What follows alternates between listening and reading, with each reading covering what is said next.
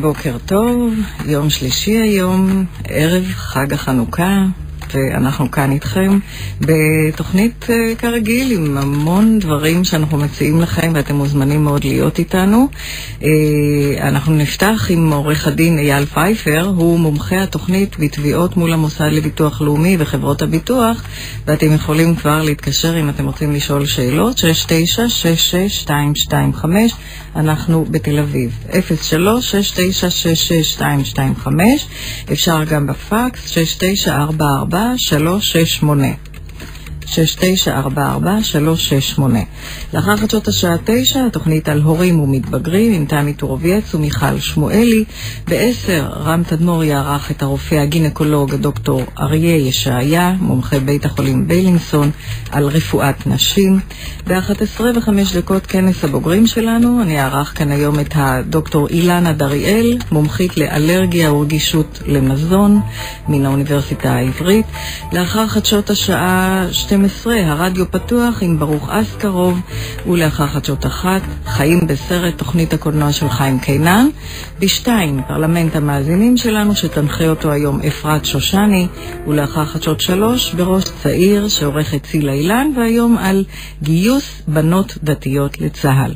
זה יהיה הנושא של הצעירים, הסטודנטים, הנוער שידברו לאחר חדשות 3. כאן ברשת א', אנחנו מאוד מוזמנים, אתם מאוד מוזמנים להיות איתנו. רותי ניר, אבי שמאי, דימה קרמצוב ואני ריקי הראל, מאחלים לכולנו האזנה מעניינת, ואנחנו אומרים שלום, בוקר טוב לך עורך הדין אייל פייפר. שלום, שלום. ואנחנו עוסקים כאמור בתביעות מול המוסד לביטוח לאומי וחברות הביטוח.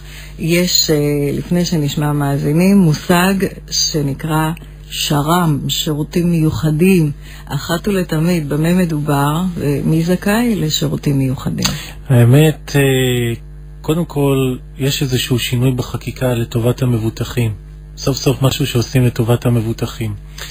השירותים המיוחדים זה ענף שקודם כל, אם יש בן אדם שקשה לו ללכת, קשה לו להתרחץ, קשה לו להתלבש, והוא בגילאים צעירים, זאת אומרת, הוא מתחת לגיל 67 או גבר וגיל 62 אישה, הוא יכול לקבל קצבה נוספת מביטוח לאומי בנוסף לקצבאות של נכות כללית. לפעמים האנשים האלה מגישים את התביעות לשירותים מיוחדים לאו דווקא בשביל הקצבה, אלא בשביל הצורך להעסיק עובד זר. כי בלי שאתה מקבל איזשהו אחוזי נכות של 50% בשירותים מיוחדים, אתה לא יכול להעסיק עובד זר. עכשיו בא ביטוח לאומי, בא המחוקק ואמר, אני רוצה להקל על האנשים האלה. זה אנשים שיש להם סוכרת, פרקינסון, יכול להיות גם פיברומיאלגיה קשה, בעיות של זיכרון, בעיות אורתופדיות מאוד קשות שקשה להם לזוז עם היד, עם הכתפיים, עם הצוואר, לפעמים עם הרגליים. הייתה לי לקוחה שהיה לה רעד גדול מאוד ביד ממצב נפשי מאוד קשה. בא הביטוח הלאומי ואומר, או שאתם רוצים להגיש את התביעה הזאת לעובד זר ואני אעזור לכם, או שאתם רוצים להגיש את התביעה הזאת כדי לקבל כסף נוסף, שתוכלו לממן את ההוצאות הרפואיות שלכם. זה לא קשור לנכות. זה קשור לנכות? בטח שקשור. זאת אומרת, זה גם נכים פיזיים וכן הלאה? זה כולל? זה אנשים שיש להם בעיות רפואיות, או שהם אגב, יש להם פטור ממס הכנסה והם קיבלו מעל 75%, או אנשים שיש להם נכות כללית, או נכות עבודה, ויש להם מעל 60% נכות רפואית. ואז הם יכולים לפנות בתביעה נוספת כדי לקבל קצבה נוספת. יפה, בסדר גמור. אז זה השר"ם, השירותים המיוחדים. אנחנו אולי נפתח את זה, אבל בינתיים יש לנו שיחה על קו הטלפון, ואנחנו נקבל אותה מיד כדי שהיא לא תיעלם. אז נגיד שלום למאזין או למאזינה, בוקר טוב. בוקר טוב, זאת מאזינה. בבקשה, שלום וברכה, כן. שמי זהבה שחם, אני חולת פיברומיאלגיה, מאובחנת מזה 4 שנים, מטופלת בבית החולים איכילוב במכון הרומטולוגי. כן, אז הנה בדיוק דיברנו עכשיו על פיברומיאלגיה. באיזה שלב את של המחלה? את כבר הנה למשל מאזינה כזאת היא כבר בשלב שהיא יכולה לקבל אחוזי נכות או... אני קיבלתי אחוזי נכות 43%, אבל זה לא מקנה לי כלום, כי צריך לקבל 60 ואובדן כושר. כן. בקיצור, אני עברתי את הסיבוב הזה כבר איזה פעמיים, כולל ועדות ערר, וזה לא היה נחמד בכלל. כן. זה לא הוסיף לי למחלה, כי כל פעם שאת יוצאת בביטוח לאומי, את חוזרת עצבנית, בוכייה, נעלבת. כן, וזה בנוסף לכל ה... בדיוק. זה לזרם מלח על הפצעים שלך. כן, זהבה, מה זה פיברומיאלגיה? במה זה מתבטא? תספרי למאזינים. פיברומיאלגיה בעברית הוא דאבת שרירים, וזה אומר... דאבת, איך אמר? דאבת, מהמילה לדעוב. כן, כואב. בדיוק, כאבי שרירים. דאבת שרירים. בדיוק, דאבת שרירים. החולה מרגיש שזה, כל השרירים שלו תפוסים, כאילו שהוא אחרי איזו ריצה ארוכה, לאחר שהוא לא עשה פעילות גופנית זמן ממושך. אבל למעשה זה לא כאבים בשרירים, אלא זה כאבים ברקמות הרכות שלנו. זה כאבים מאוד קשים, את לא יכולה לישון בלילה, כל השלד כואב, גפיים, ידיים, קשה לתפקד בבית. כמה זמן את כבר במצב הזה? אני מאובחנת כ4 שנים, בדיוק 4 שנים. מה הסיכוי לצאת מזה? אין סיכוי, זו מחלה גנטית תורשתית משפחתית. כן, והיא מתקדמת, זאת אומרת, זה... תראי, אני יכולה לספר לך שבהתקף הראשון שהייתי זה היה 9 חודשים, היום אני בהתקף כבר 3.5 חודשים. אין שינוי, זה רק החמרה. זה הולך בהתקפים, ואז יש סוג של שקט? יש שירות וספל, אם את יודעת לטפל נכון במחלה. עכשיו, אני אחד שלא לוקחת תרופות בכלל. ממש לא לוקחת. ולעניין הזה גם לא? לא, אני מדברת על העניין הזה גם, בכלל לא. איזה תרופות נותנים לך? ברור. את יודעת מה נותנים. כן, אני לא יודעת באמת אילו תרופות נותנים. אז אני אגיד לך, נותנים תרופות פסיכיאטריות ונותנים קנאביס, אבל לקבל קנאביס זה נורא קשה. אז זהו, אז אני לא את זה ולא את זה. אני סובלת בשקט, נושכת את השפתיים בשקט. אז זהו, כפי שאת רואה, זהבה נמצא אצלנו עורך הדין פייפר, ונראה מה אתה אומר. טוב, קודם כל, מה שמספרת המאזינה זה מחלה מאוד מאוד קשה. למה היא מחלה מאוד קשה? כי תמיד שאתה מגיע לוועדות, ההשפלה עוד יותר גדולה. למה? חולה פיברומיאלגיה זה מחלה שתמיד אין לה סימנים. האם זה דיכאון שגורם להם? המחקרים אגב אומרים ש80% מחולי פיברומיאלגיה קשורים לדיכאון. לא בהכרח. אז מגיע לך רופא בוועדות, אומר תראה לי CT של גב, תראה לי ניפוי עצמות, ויוצא לבן אדם ברוב המקרים שהוא תקין.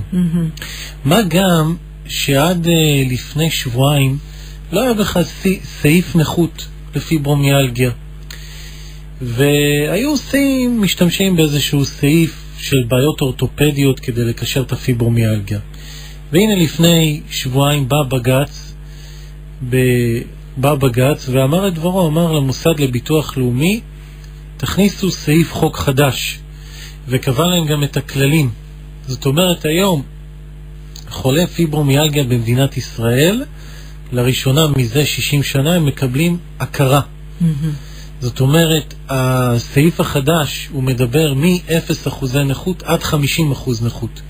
כאשר 50% נכות יקבל מישהו חולה פיברומיאלגיה עם בעיות קשות, קשיי הליכה, קשיים בגפיים, קשיים בתפקוד בעבודות הבית. ואבא, כמה אמרת שלך יש? 43%.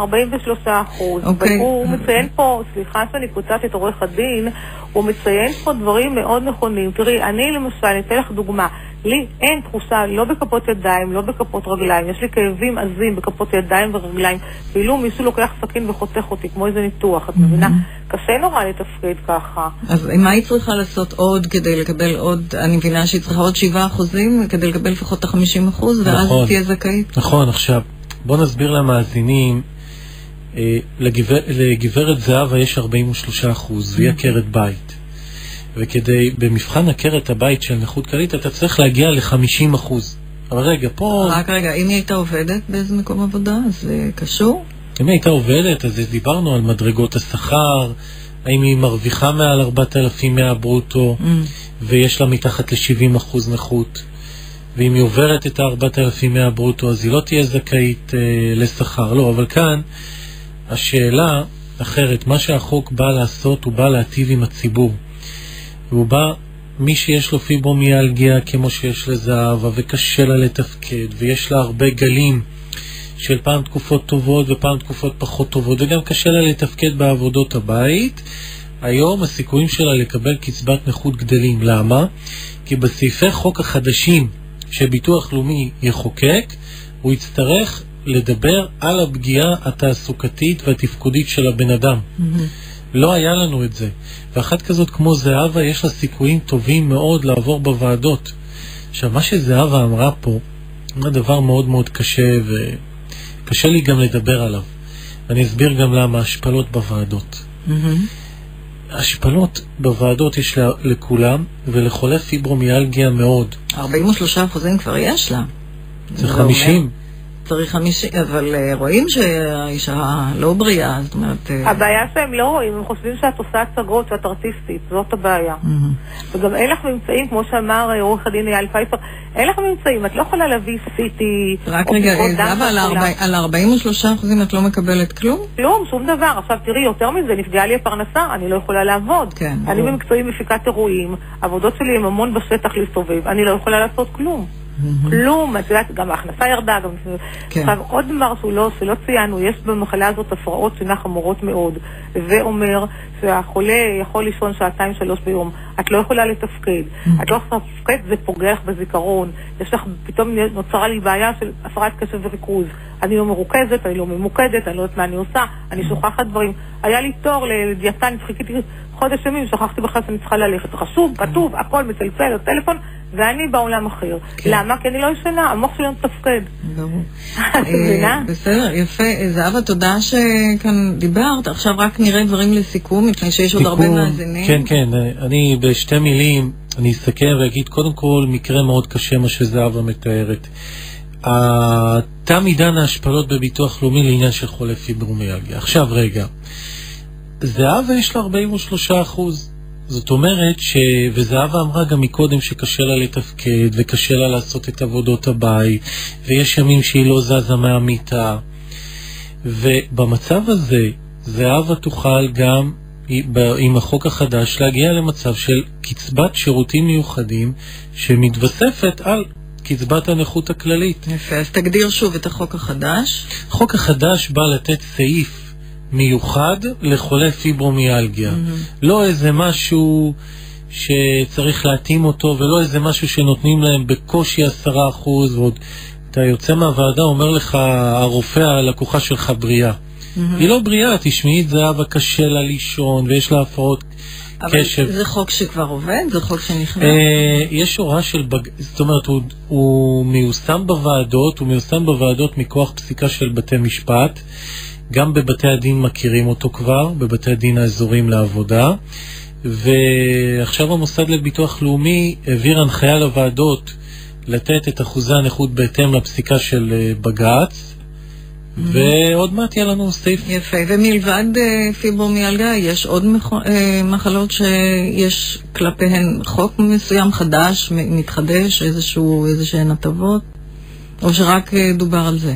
לא, יש הרבה שינויים של הפרעות קשב עכשיו. זהו, זה גם היה, נכון. כן, ובעיות זיכרון עכשיו, זאת אומרת, יש את מבחן הנכות הכפולה, נסביר למאזינים, עד היום בן אדם שהיה לו דיכאונות, ובתוך הדיכאונות גם היה לו נגיד פגיעת ראש, ואתה יודעת, עבר תאונת דרכים, דרסו אותו, הראש נפגע, והוא נכנס לדיכאון, מה שקורה להרבה, וגם בצד יש איזושהי פגיעת זיכרון שלא קשורה לדיכאון. בא סעיף חוק החדש ואומר, אתה תקבל כפל נכויות, דיכאון בנפרד והפרעת זיכרון בנפרד. מה היו עושים בביטוח לאומי? בוא ניתן את הנכות של הזיכרון בתוך הנכות הנפשית. למה זה קשור? אוקיי, יפה. אבל יש עוד הרבה שינויים. טוב מאוד. אז איפה עוקבים אחרי השינויים? זאת אומרת, צריך עורך דין בשביל זה או מה? צריך כל הזמן לקרוא, כל הזמן להתעדכן. אוקיי. איפה מתעדכנים? על מה שקורה בביטוח הלאומי. לכאורה באתר של המוסד לביטוח לאומי. למה לכאורה? אתה נראה לי ספקן. ובכן?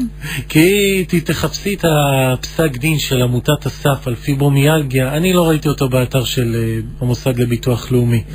אז רק איך למדת על החוק? אז איך כן למדת על החוק? עדכונים בין עורכי דין. שאתה מקבל כעורך דין. כן. אוקיי.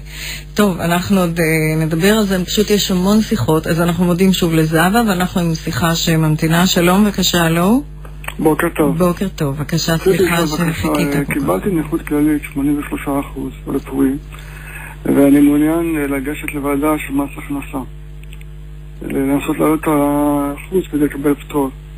עכשיו, אמרו לי שהוועדה של מס הכנסה היא ועדה בביטוח לאומי. השאלה אם זה אין ניגוד אינטרסים או שיכול להיות מצב שבכלל שחליטו שמגיע לי פחות. זו קודם כל שאלה מאוד מעניינת מה שהמאזין אמר לנו, ונסביר ברשותו למאזינים האחרים. תראו, כדי להגיע לפטור ממס הכנסה צריכים להגיע ל-90% נכות רפואית, בשונה מנכות תפקודית. למאזין שלנו יש 83. 83, רגע. רוצה לעשות סדר למאזינים. קורה הרבה מאוד פעמים שבן אדם תובע בנכות כללית ומגיע ל-90%, ואז באמת הפטור הזה מועבר למס הכנסה. עכשיו בוא נסביר למאזינים מה שהמאזין התחיל ואמר. ועדות של מס הכנסה הן ועדות נפרדות. זאת אומרת, אם בנכות כללית הוועדות הן מנוהלות על ידי המוסד לביטוח לאומי במחלקת נכות כללית, בוועדות של פטור ממס הכנסה מי שאחראי על זה נכות עבודה. ויש הבדל גדול מאוד באחוזי הנכות. זאת אומרת, מי שהגיע ל-83% נכות רפואיים, לא בטוח שבפטור ממס הכנסה יקבל את אותם אחוזים. הוועדות במס הכנסה יותר מקשות. למה? כי זה כסף ציבורי גדול. לקחת את זה בחשבון. זה הכל. כן. המאזין, אתה עוד איתנו? כן, צריך לשאול, אם הם קובעים נניח אחוז נמוך יותר, זה יכול להגיע בתוך לאומי ולפגוע בי? גם יכול להיות. כן? זה תמיד שאתה ממלא את השאלון, במס הכנסה שואלים אותך, יש לך קצבת נכות כללית, עברת ועדות, אתה מסמן. כן, ברור לי, אבל אם הם מגיעים לפחות מה שקיבלתי, הם יכולים להתקן ביטוח לאומי, וביטוח לאומי יכול לבקש עוד ועדה כלפיי, כדי להתקן את זה כלפי מטה? ברור. הבנתי. זה הסכנה. אז זה שימור מסוים, זאת אומרת, אם אני ניגש אותך. יש תמיד סכנה, והשאלה אם הרווח עולה על הסכנה. אם הרווח עולה על הסכנה, אז שווה להסתכן. אני לא יודע אם זה יעלה, אם זה כאילו, אם אני אגע 90%, זה מצוין, אם אני אגע פחות, אז הקצבה תרד. עכשיו תראה, אתה אומר משהו, אתה ככה אומר שאתה רוצה פטור ממס הכנסה. אז מי שמקבל קצבת נכות כללית, ויש לו שתי מדרגות שכר, אחת 4,100 ברוטו, אם יש לו מתחת ל-70, ואחת 5,425 שקלים, אם יש לו מעל 70% נכות. לאמור שבכל מקרה אין פה איזשהו חבות של מס. לא, אז סליחה, אז אני צריך להבהיר. התשלום של המס הוא מקצבה, קצבת זקנה, כאילו קצבת... איזה מס? מס ביטוח? המס הכנסה שאני משלם הוא לא בגין עבודה, הוא בגין... קצבה שפרשתי בפרישה מוקדמת מעבודה בגלל הבעיות הרפואיות, אני מקבל קצבת כאילו פנסיה. פנסיה, אוקיי. לא עבודה. יפה, אוקיי. אז תראה, יש לך שתי אפשרות, או שתגיש תביעה חוזרת לנכות כללית, או שתגיש תביעה למס הכנסה ותראה איך אתה מתקדם עם זה. הבנתי, בכל מקרה אני אאמר במידה מסוימת. לא. תודה רבה לך. בבקשה, שלום לך. יש לנו גם כאן עניינים שהגיעו בפקס, אבל אם יש מאזין על הקו, לא ניתן לו להמתין. בבקשה, לא? בוקר טוב. בוקר אור, בבקשה. השאלה שלי נוגעת לתאונת דרכים שהייתה בדרך חזרה הביתה מהעבודה. אני התהפכתי עם האופנוע שלי בכביש, וביטוח לאומי הכיר בזה כתאונת עבודה. הייתה לי ועדה רפואית, ואישרו לי נכות זמנית ל3 חודשים הראשונים של מהתאונה, 3 חודשים אחרי. נכות צמיתה לא קיבלתי. עכשיו, הנזקים היו בקרסול ובעצם הבריח, שם קיבלתי מכות ואני סובל מזה עד היום. והשתפשפה לי יד ימין ונהיו לי שם קביעות, נשארו לי סימנים עד היום.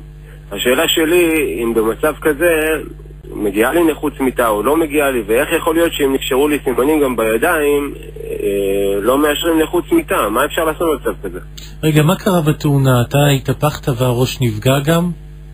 אני התהפכתי כתוצאה מבור שהיה בכביש, התגלגלתי עם האופנוע והשתפשפתי על הכביש, כמעט נשברה לי הרגל. בבית חולים אמרו שזה היה רגע לפני שבר, היה שם נקע רציני בקרסול, ונפלתי על צד שמאל בהתהפכות, אז בעצם הבריח שלי גם קיבלה מכה, וזה בעיקרון, זה מה שקרה. קיבלתי מכות גם שפשופים בברכיים, ברגליים, אבל הבעיה הרצינית הייתה עצם הבריח והקרסול והקביעות שנשארו לי בידיים כתוצאה מהשפשופים. רגע, הראש לא נפגע לו, אתה אומר שהתלתלת, זאת אומרת נפל. נכון, לראש לא.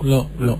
אוקיי, ותאמר לי בבקשה מצבי רוח, איך מצבי הרוח שלך אחרי התאונה?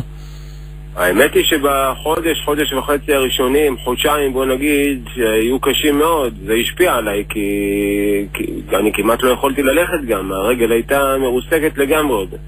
אחר כך התחלתי לחזור לעצמי, זה כן, אבל לא היו תופעות קיצוניות מבחינת מצב רוח. כשישנה? בחודש וחצי הראשונים כן, שוב אני אומר, בחודשיים הראשונים כן, אני סבלתי כאבי תופת, אפילו כוס מים לא יכולתי להרים, וגם על הרגל לא יכולתי פשוט לדרוך, הייתי מצב ישיבה כמעט, ואשתי כל הזמן הייתה מביאה לי, לוקחת לי. ומה המצב היום של הקרסול? יש הגבלה בתנועה? יש הגבלה בתנועה, כי אני עובד עבודה שהיא פיזית, אני עובד עבודה ממושכת, אני על הרגליים כל היום. אם אני במדרון נגיד, הולך נגיד ירידה ארוכה, אני מרגיש כאבים. אם אני בעמידה ממושכת אני מרגיש. אם אני מפעיל כוח על הרגל, אני מנסה לטפס משהו, אני מרגיש כאב. ולגבי הידיים, העצם הבריח כן, אם אני עושה תנועה קיצונית ביד אז אני מרגיש. אם אני מרים מסע כבד אני גם מרגיש את זה, ועכשיו כשהתחיל החורף אני מתחיל להרגיש כאבים גם בערב. אם אני יושב בבית ולא עושה כלום, פתאום יש כאבים באזור. תראה, מה שאתה אומר, אני הייתי מציע לך להגיש תביעת החמרת מצב, אלא אם כן יש לך עוד זמן לערער. יש לך שם זמן לערער? זה היה לפני חודש וחצי, משהו כזה. נו, אז יש לך זמן לערער, מה הבעיה להגיש כתב ערר? אתה מודע לזה, ואתה יודע מה, בוא ניתן פה עוד איזשהו טיפ למאזינים. לפי החוק יש פה תאונת דרכים שקרתה, ומה שזה אומר בתאונת הדרכים, כל נכות שנקבעה במוסד לביטוח לאומי תחייב את חברת הביטוח. זאת אומרת שאם אותו בן אדם שמדבר איתנו עכשיו יש לו 0% נכות, חברת הביטוח תשלם לו מעט כסף, ולכן יש פה חשיבות גדולה מאוד לערער ולהעלות את אחוזי הנכות. אתה מדבר על נכות צמיתה? סליחה? על נכות, לא נכות זמנית או נכות צמיתה, נכות זמנית. יש פה חשיבות גדולה מאוד לאחוזי הנכות, ולכן יש פה חשיבות גדולה מאוד לערער. כי אם אתה לא מערער ואתה אומר גם שיש לך נזקים וקשה לך לתפקד, זאת אומרת שכל החיים שלך השתנו עכשיו. נכון. אני פניתי אליך בגלל שאני יודע, אני מודע למצב שאני יכול לערער, הם כתבו לי את זה בתשובה. אבל השאלה שלי, מה אני יכול לעשות בערעור עצמו, איזה טענה אני יכול לטעון, כי עוד פעם נשארו לי סימנים מהקביעות, אני עדיין סובל כאבים, אני כמו האישה שדיברה קודם, המחלה שלה הרבה יותר מסובכת ממני, אבל היא אמרה דבר נכון, והוא גם נכון לגביי. אני לא יכול להוכיח להם את הכאבים שלי. זה שאני אומר להם שכואב לי במאמץ ופעולה וביום יום, בסדר, אבל את הקביעות אני כן מוכיח, אני מראה את זה לרופא בוועדה, והוא לא נותן לי נכות צמיתה על כלום. תראה, מה שאפשר לעשות, אני אבקש מזקי שירשום את הטלפון שלך, ואחרי השידור אני אשמח לדבר איתך ולבדוק איתך יותר לעומק את העניין. בסדר, הנה, אז זה הכי טוב ככה. תודה רבה לך, שלום. הוא לא אומר את שמו, אבל יש פה, לאבי יש פה את מספר הטלפון, ואנחנו עכשיו עם שאלה בכתב. כותבת המאזינה, לפני כחודש, זאת נעמי כותבת, לפני כחודש עליתי לשידור, אני פרודה מבעלי, כותבת כ10 שנים, עבדתי איתו במשך כ10 שנים בעסק פרטי שלנו, הוא שילם עליי כ5 שנים ביטוח לאומי, חסרות לי כ24 חודשי עבודה, והיום אני מתקרבת לגיל 62 ולא אוכל לקבל את הקצבה, ואמרת לי שאוכל להגיש תביעה. השאלה היא אם יהיו השלכות מס או תביעות של ביטוח לאומי, מאחר והוא לא הצהיר עליי במשך כ5 שנים, והאם אצטרך לתת לו חלק מזה? מה זה, מקצבת נכות? תראה לי שנייה את השאלה, אני אקרא את זה ברפרוף. כן. אוקיי, אני גם זוכר את המאזינה. יפה שאתה זוכר. כן. אז קודם כל לדף וברוד, נגיד למאזינים, אז קודם כל זה אופטימי וזה טוב. זה הדפים שלנו כאן. כן. ובכן, תראה, בוא נעשה דבר כזה, אם אתה לא יכול לענות לה כרגע, יש פה מספר טלפון. כן, תראי, קודם כל, היא שאלה פה 2 שאלות ואני אענה לה. 3 שאלות, האם בעלה יצר לה חובות? אם בהגדרה יש הבדל בין אישה נשואה לצורך העניין פרודה, זה אותו דבר, שהיא פטורה מתשלום דמי ביטוח, שאז דמי הביטוח לאומי משולמים בתוך התשלומים של בעלה. אם היא אישה גרושה, בתעודת הזהות, לא כתוב שם אם היא גרושה. היא פרודה. כתוב פרודה, בדיוק. אם היא אישה גרושה, היא חייבת בדמי ביטוח. אז העניין הזה של חובות, אין לה עם זה שום בעיה. העניין השני שהיא שואלת האם היא תצטרך לחלוק איתו, תראו, קצבת נכות, נסביר למאזינים, קצבת נכות יש חוק. החוק קובע שקצבת הנכות לא ניתנת לעיכול ולא ניתנת להעברה. זאת אומרת, שאם היא מקבלת עוד זכויות נוספות, זה לא נכנס בחלוקת הרכוש. יש לזה פסקי דין. אם להגיש תביעה, בהחלט, כי אם חסרים לה חודשי עבודה, בגלל שהוא לא דיווח עליה, בגלל שיש שם חורים גדולים מאוד, אז יש מצב שאם היא עוברת את הוועדות, היא תקבל קצבת זקנה מגיל 62. ואם היא לא עוברת את הוועדות, היא תקבל מגיל 70. אז צריך לשאול מה טוב, האם היא רוצה לחכות 8 שנים, ושנהיה בריאים, או לקבל מגיל 62. כן, אוקיי. אז אני מקווה שנעמי הבינה את התשובה, ואם לא, היא מבקשת את מספר הטלפון שלך, אנחנו לא נמסור את מספר הטלפון שלך, אבל קוראים לך עורך הדין אייל פייפר, ומי שרוצה ימצא אותך, נכון? בדיוק, נכון. טוב, אז יש כאן עוד שאלה, באילו מקרים פוסל בית דין מומחה רפואי שמונה על ידי שופט?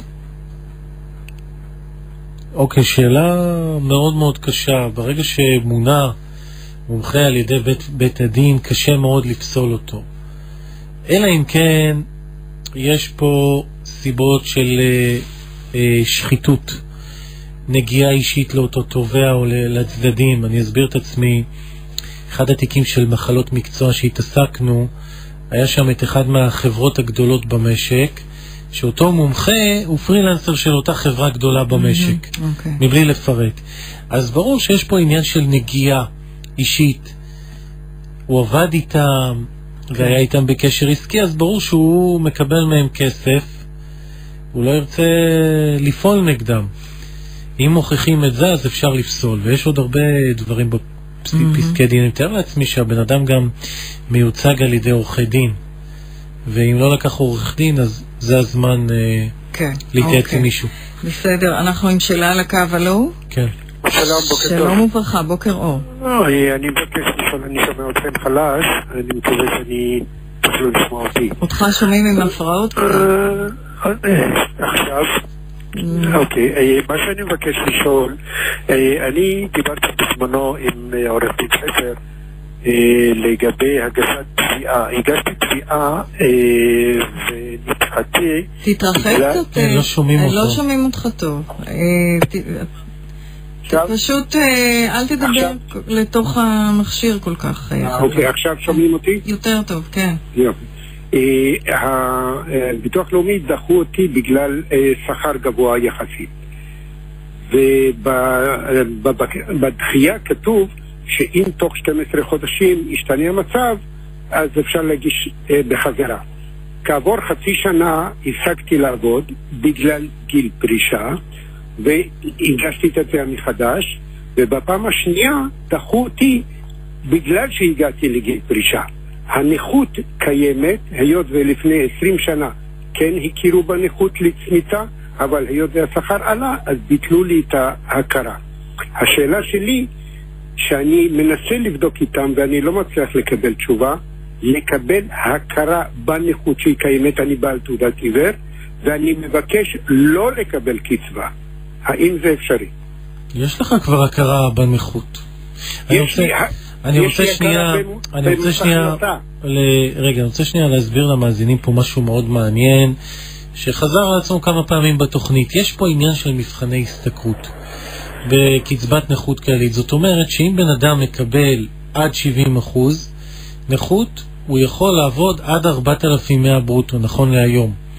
ואם הוא עבר את ה-70%, הוא יכול להסתכל 5,425. ויש כאן עוד שאלה על קו התפר של גיל פרישה. הגעת לגיל פרישה, אמנם החוק היבש אומר שאתה יכול להגיש את התביעה עד גיל 68 במקרה של גבר. אבל כבר הגעת לגיל פרישה, במצב הזה קצת בעייתי לבוא ולדרוש קצבה. אבל אני הגשתי את הבקשה לפני שהגעתי לגיל פרישה. אבל אמרו לך תוך שנה. אוקיי, בתוך שנה, בינתיים עברה חצי שנה, בינתיים הגעתי לגיל פרישה, ואז הם פתאום מודיעים לי שבגלל שהגעת לגיל פרישה. כי השכר השתנה לחלוטין. בגיל פרישה? גיל פרישה זה קצבת זקנה נקרא, מה שיש לך. אוקיי, אבל לא נספר. אני כרגע עוד לא הגשתי בקשה לקצבת זקנה. עוד לא הגשתי בקשה כי אני רוצה קודם לברר את הנושא של הכרה בנכות. כי במס הכנסה, כן, יש לי אישור ממס הכנסה על 100% נכות. אז מה, אז אם יש לך הכרה ממס הכנסה, אז מה אתה צריך את ההכרה מנכות כללית? אני צריך את האישור של ביטוח לאומי. שהם יכירו בנכות שהיא קיימת. זה מה שאני מבקש. ואני לא מבקש לקבל קצבה. מי שזכאי לתעודה, אם אתה מחפש את התעודה, אז התעודה ניתנת למי שזכאי לקצבה. זה הנועלים. אם אתה לא זכאי לקצבה, אין תעודה. אבל הנכות קיימת. אז תיגש, תסביר, תעלה את הדברים האלה, תבקש לדבר עם מנהל הסניף, ותעבור איתו על המצב, על הנסיבות המסוימות, ותראה מה הוא אומר. אם לא ימצא חן בעיניך, תמיד אפשר לפנות לבית הדין לעבודה. כן, זה מה שהם מציעים לי, זה לפנות לבית דין לעבודה. נכון, ויש לך גם למטה, אתה לא צריך לשלם כסף, אתה יכול לקחת את הסיוע המשפטי, להגיש בקשה, ותפנה לבית הדין לעבודה, נראה מה בית הדין יגיד. יפה, בהצלחה. אוקיי, אני מודה, תודה. שלום לך. אנחנו ממשיכים עם עוד שיחה על הקו, הלו? הלו, בוקר טוב. בוקר אור, תחבי בבקשה את מכשיר הרדיו שלנו. כן, אני מחבה. כן. אנשים מתרגשים. יש לי שתי שאלות בבקשה. בבקשה. שאלה אחת, אם זה מדובר על זוג מעל גיל 80, הבעל נורא חולה, יש לו סרטן, נורא חולה והוא בבית חולים. יש להם גם ביטוח פרטי. הם ביקשו מהביטוח פרטי סיעודי. הם ביקשו מהביטוח הסיעודי לפתוח הביטוח. אמנם הבעל בבית חולים, אבל רוצים להביא עזרה שתבוא, שיהיה איתו בבית חולים. אז הביטוח הפרטי לא אומרים, אם הוא בבית חולים אז לא מגיע להם שום דבר, למרות שכל כך הרבה שנים הם שילמו. הוא נורא חולה סרטן וצריכים עזרה. היא מעל גיל 80 גם חולה. אז זה לפי החוק? איזה ביטוח? איזה חברת ביטוח? אלו? איזה חברת ביטוח? אלו? למה המאזינה לא שומעת? אני לא שומעת. כן, המאזינה לא שומעת אותנו. עכשיו את לא שומעת אותנו? אלו? מאוד חלש. את שומעת אותנו? היא לא יכולה לשמוע אותנו. אלו? אז את יודעת מה? תחבי... כן, אני שומעת עכשיו. יופי, כן. יופי. בבקשה, כן. איזה חברת ביטוח? גם הגולן. לא, זה סוכנות ביטוח. איזה חברת ביטוח מבטחת? של קופת חולים או חברת ביטוח פרטית? לא, לא של קופת חולים, זה פרטי. פרטי, אוקיי.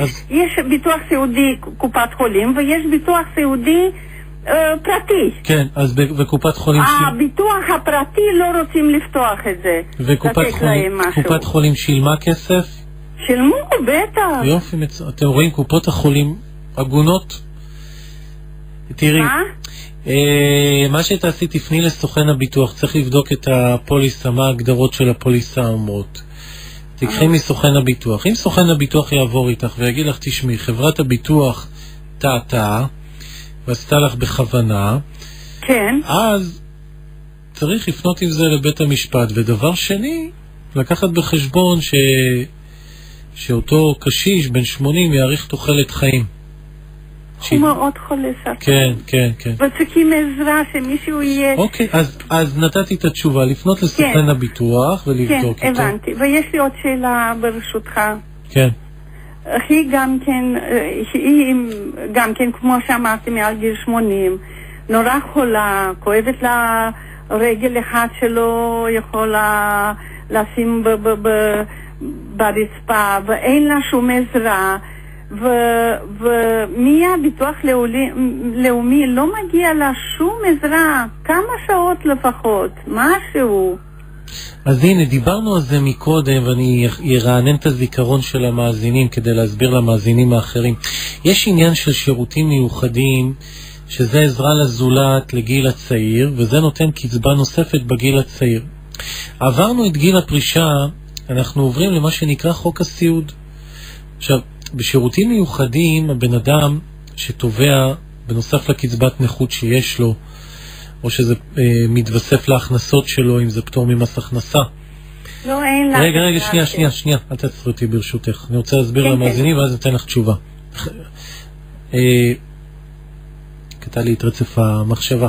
העניין של... חוק הסיעוד. כן. בשירותים מיוחדים הבן אדם מקבל כסף לחשבון. בחוק הסיעוד הבן אדם לא בדיוק מקבל כסף לחשבון, אלא הוא צריך להוציא את הכסף. זה אגב אחד החסרונות של החוק. מה שאותה גברת יכולה לעשות, למלא תפסים לחוק הסיעוד, לצרף את כל המסמכים הרפואיים ולבקש עזרה. אז יכולה לבוא עובדת, לא מקבלים כסף אלא מקבלים הקצאה. אם אותו תובע מקבל 91%, מקבלים הקצאה של 9 שעות שבועיות, לא כסף, הקצאה. לא כסף, לא... הקצאה, עניתי. מקבלים הקצאה ל9 שעות. אז למי עושים? לכבוד ביטוח לאומי? כן, אנחנו מדברים על ביטוח לאומי, לא? כן, לא, רציתי לדעת. כן. איך קוראים, סליחה, עוד פעם, איך קוראים לה? חוק הסיעוד. חוק הסיעוד. תקישי בגוגל, חוק הסיעוד יקפוץ לך. סיעוד. עכשיו, אם את באמת מסתבכת ולא יודעת להתעסק עם זה, אנחנו תמיד ממליצים לגשת לשיל. זה בדיוק שירות ייעוץ לאזרח. זה בדיוק המקומות לגשת לדבר הזה, כדי לעזור. איך למלא את התפסים ומה להגיש, ואני יכול להציע לך עוד משהו.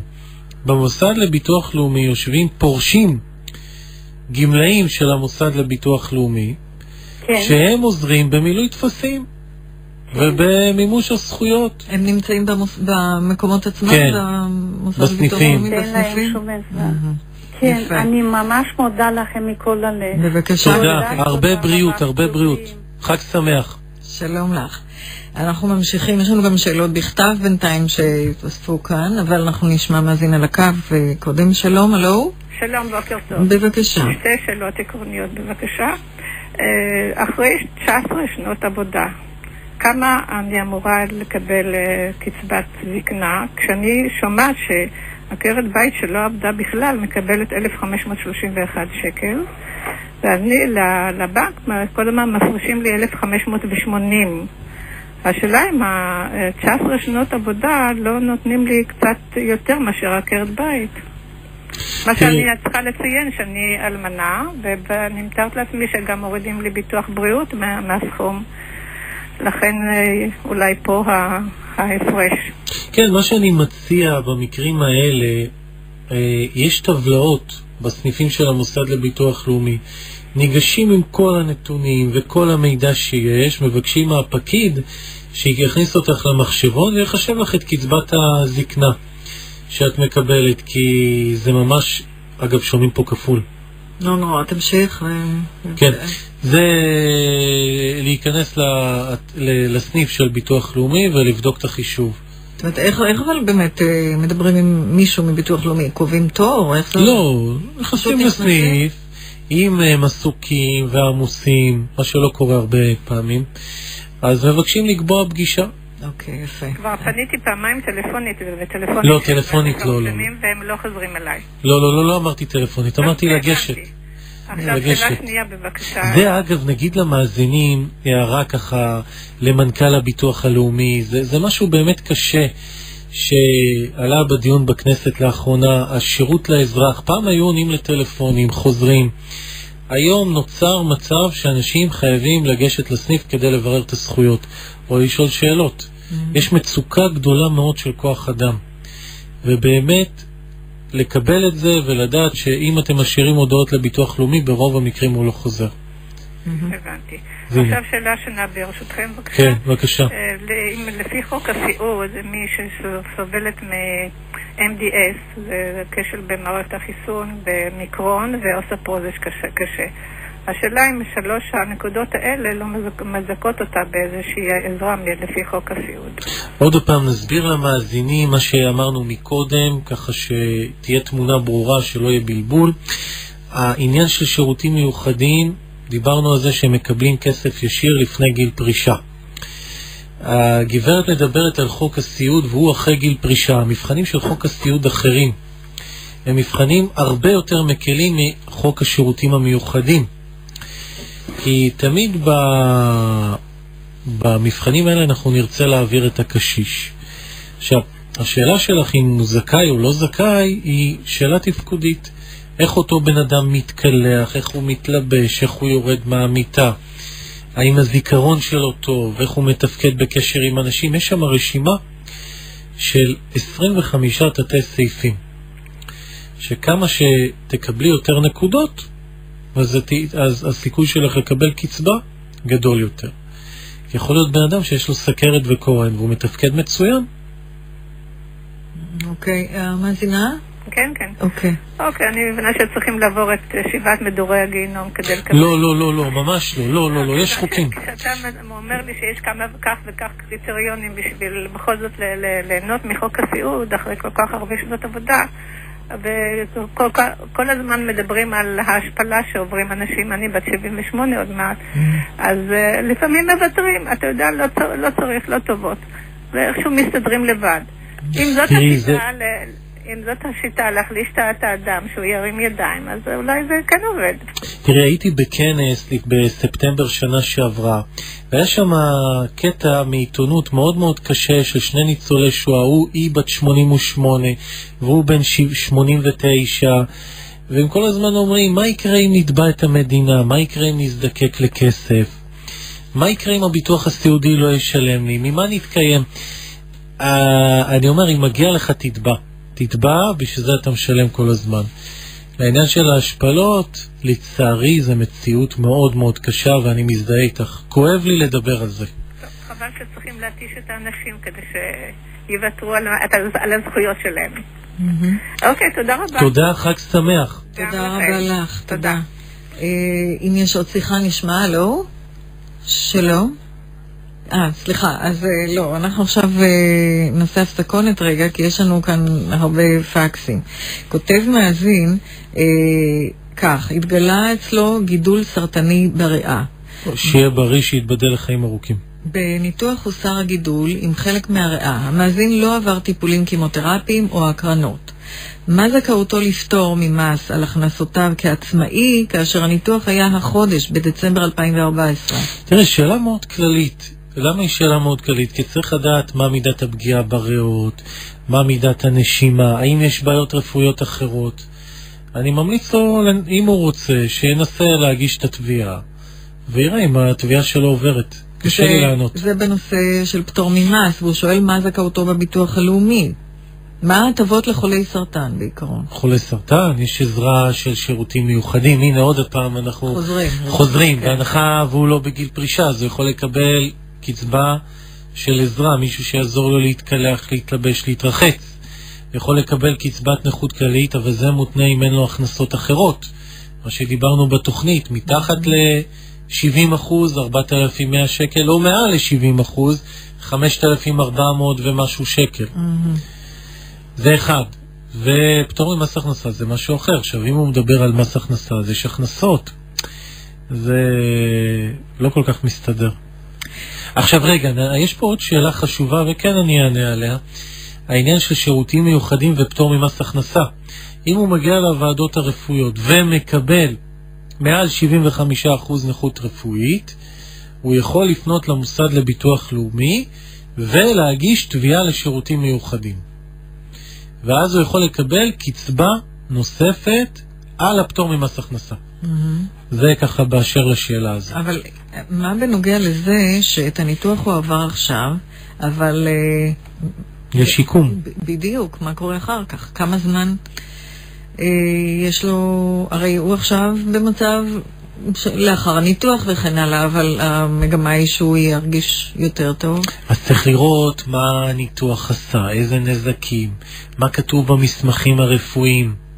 זה עניין כללי כדי לענות. כן. אז צריך ברור יותר מקיף, וגם לדעת מה יקרה הלאה, זאת אומרת, מה יאמר הזמן. מה יאמר הזמן, ולדעת, תראי, עכשיו אנחנו יודעים שאחרי ניתוח כזה יש שיקום מאוד קשה, וקשה לתפקד, וקשה להתרחץ. אז אנחנו יודעים שיש פה איזושהי זכאות לפטור. לכמה? זאת השאלה. אתה צריך עזרה לשירותים מיוחדים. תגיש את התביעה של מס הכנסה עם שירותים מיוחדים. תחכה להחלטה. הרבה בריאות. הרבה בריאות. ועכשיו יש כאן עוד שאלה. יוסי מירושלים שואל, אדם שהגיע לגיל 67 מקבל קצבה מן הביטוח הלאומי. האם זה נכון שמגיל 70 הגמלה גדלה? מי אמר? הוא שואל. לא משהו שאנחנו יודעים. יש את העניין של שכיר בן אדם שממשיך לעבוד, ואז ביטוח לאומי בודק את ההכנסות שלו, ואז הוא אומר לו, תשמע, אם אתה עובד רק מגיל 70 תהיה זכאי לקצבה. אני לא שמעתי בשאלה את הנתונים, עובד או לא עובד. אז מקבל קצבה, זה מה שהוא רושם, אדם מגיע לגיל 67, מקבל קצבה. טוב, יש פה עוד שאלה, תכף נשמע עוד מאזינים. כותבת המאזינה, היא בת 58, ורוצה לדעת האם כדאי כבר מעכשיו למלא טופס נכות. הוציאו לה כיס מרה לפני 12 שנה, יש לה קרטוקונוס, זה בעיניים. כן, אוקיי, כן. כתוצאה מלייזר, נזק בלתי הפיך, והיא עובדת, מתפקדת. בגיל 50 הייתה הפרעת קשב וריכוז, והיא לוקחת, התגלה עניין הקשב וריכוז, והיא לוקחת ריטלין. אז מה אתה ממליץ? עובדת, מתפקדת, כן. כבר קיבלנו את התשובה. כן. ואז עוד פעם נחזיר את המאזינים. נגיד שהיא מגישה תביעה, האם את מסתכרת מעל 4,100 או מעל 5,400? אבל קיבלנו את התשובה, עובדת, מסתכרת, תהי בריאה ושיהיה לך חג שמח. זאת אומרת כלום. כלום. בשלב זה. יפה, תודה. אנחנו עם עוד שאלה, הלו, מאזינה על הקו. בוקר טוב, אני מבקשת לברר לגבי חולי סכרת בהקשר לביטוח הלאומי. שמעתי שישנה איזשהו חוק או תקנה שהולכת להסתיים במהלך חודש הזה לאדם שהוא חולה סכרת. האם ידוע לעורך הדין לגבי איזשהו עניין כזה? כן, שאלה מצוינת, באמת. דיברנו ריקי מקודם על השינויים. כן, נכון. ובאמת יש הרבה חולי סוכרת, ובאמת אוקיי, אז בוא נסביר למאזינים. קודם כל זה לא חוק שמסתיים החודש, זה חוק שכבר יצא לפני 15 ימים. מה הוא? תראו, עד היום היה בלגן גדול מאוד בעניין של סוכרת, והייתה קלות מאוד גדולה לקבל אחוזי נכות על סוכרת. זאת אומרת, אם היה בן אדם שתשימו לב לסמנטיקה, לוקח אינסולין ויש לו איזה שהם נימולים בכפות הידיים או הרגליים, הוא חייב להוכיח שהוא לוקח אינסולין? כן, כן, כן, ברור. אז הוא היה מקבל אוטומטית 65% נכות. ואז נוצרה מעמסה גדולה מאוד על המערכת, גם בפטורים ממס הכנסה וגם בקצבאות נכות כללית שהמוסד לביטוח לאומי שילם. זה מדברי הסבר לחוק. איך מוכיחים נימול בידיים אגב? בדיקת TMG. בדיקה. ממש בדיקה. בדיקה, וגם יכול להיות, כן, יכול להיות שרופא יתרשג, יכול להיות שאין בבדיקה ממצאים, ויכול להיות שבאמת יש לו נימול, דופקים לו עם פטיש, ורואים שהוא לא מגיב. לא זאת הבעיה. שבא המחוקק ועשה משהו לדעתנו, נהדר. והנהדר הזה אומר, יש סדר גדול מאוד באחוזי הנכות על סוכרת. זאת אומרת, בעניין של נכות כללית,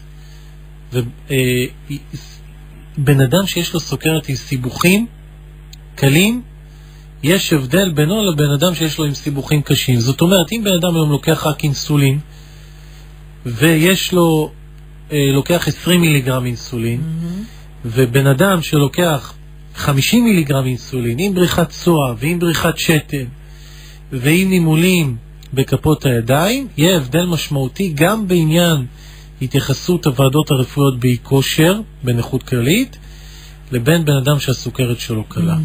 זה הרעיון של החוק. החוק בודק את כמה אינסולין אתה לוקח, מה מידת הפגיעה התפקודית, זאת אומרת, יש בריחת צוע, יש בריחת שתן, יש סוכר בשתן, יש סוכר בדם, ואת העניין התפקודי. אגב, עוד דבר שהחוק יצר לנו יתרון נהדר, בן אדם שיש לו בעיות תפקודיות קשות כתוצאה מסכרת, יהיה לו יותר קל, ואם הוא לפני גיל פרישה, יהיה לו יותר קל בתביעה לשירותים מיוחדים. אז הנה, תראו איך הכל מתחבר כמקשה אחת. ואז הוא יכול להיות זכאי לקצבה נוספת. זה יצר סדר. עכשיו, יכול להיות שיש כאלה שיבואו ויגידו שקשה עם זה, שהחוק לא נותן אחוזי נכות לבעיות הקלות. אני מבין את זה, אבל זה לטובת המבוטחים. טוב, עורך הדין פייפר, אנחנו מסיימים, סליחה, לא הצלחתי לקרוא עוד פקסים שהגיעו, פשוט נגמר הזמן, וגם מאזינים לא הצליחו לעלות לשידור. אז הנה, אבל תראי, הייתה לנו תוכנית נהדרת פה עם פיברומיאלגיה. כן. נכון, בהחלט נתת הרבה הסברים, אז תודה רבה לך, עורך. לאחל למאזינים חג שמח וצום קל בי' בטבת, כי לא נשתמע פה ברשת. כן, מתי אתה מגיע שוב? 20 בינואר. יפה, תודה. שלום לך, עורך הדין אייל פייפר, ואנחנו נפרדים. תודה לרותי ניר, לאבי שמאי, לדימה קרנצוב, כאן ריקי הראל. לאחר החדשות, התוכנית על הורים ומתבגרים עם תמי